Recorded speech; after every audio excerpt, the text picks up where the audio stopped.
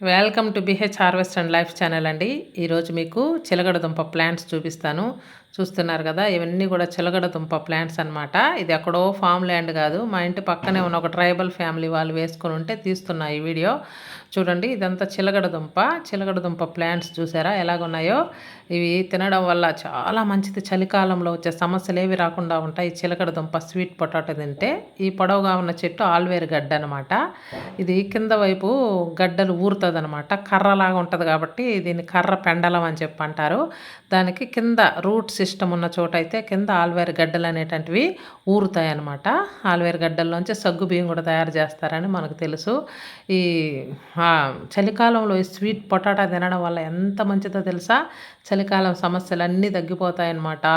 శరీరం తేమను పోకుండా చేస్తుంది, హీట్ను పెంచుతుంది, మంచి ఫైబర్ కంటెంటు, చెడు కొలెస్ట్రాల్ తగ్గిస్తుంది అనమాట.